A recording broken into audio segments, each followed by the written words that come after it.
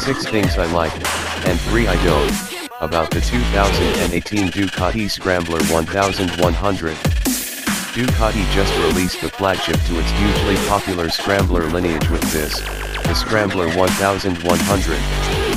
Personally speaking, it's the Scrambler I like most in Ducati's line for reasons I mention in my first ride review. Time will tell if the Scrambler 1100 lineage is as much of a success for Ducati as the original, 803 cubic centimeters Scrambler Icon, but from where I'm sitting, the new 1100 has a lot of things going for it, as well as a few blemishes. Here then are 6 things I like about the new Scrambler 1100, as well as 3 things I don't. Likes. 1. Engine. I said it before in my first ride piece, but it's worth mentioning again here. The 1079 cubic centimeters Desmodue engine in the Scrambler 1100 is a real gem. Sharing the same bottom end as the version last seen in the Monster 1100 EVO, Ducati redesigned the top end for a broad spread of torque available very early in the rev range. 2. Useful tech. Say what you will about technology taking the fun out of motorcycling, I, for one, don't buy it. ABS has prevented countless crashes, as has traction control. Both are technologies I'd want in a motorcycle, and thankfully both are included on the Scrambler 1100. 3. Goldilocks handlebar. Handlebar width is important. Too narrow and the motorcycle becomes harder to turn than it should be. Too wide and the bike feels uncomfortable, throwing the rider triangle off. 4. Easy to ride.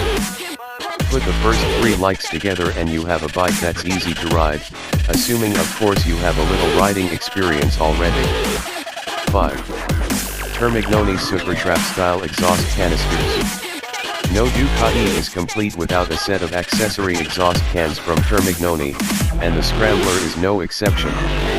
If you're a fan of old cars and old motorcycles like I am, then you'll appreciate the nod Termignoni made to the Supertrap mufflers of Europe, with the discs stacked up behind the end cap.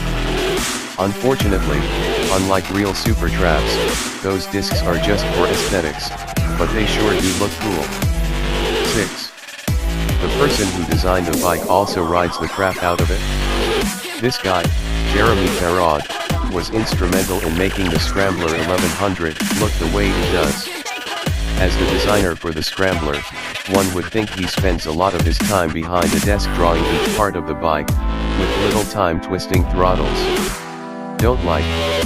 1. Price. With pricing starting at $12,995 for the 1100, moving up to $14,995 for the sport model, the Scrambler 1100 line, while on par with its main rival, the BMW R19 Scrambler, is still spendy. 2. Weight. Tipping the scales at 454 pounds, 1100, sport, and 465 pounds, special. According to Ducati, these big Scramblers aren't exactly light, which will matter more when these bikes start to go off the beaten path. 3 18-inch front.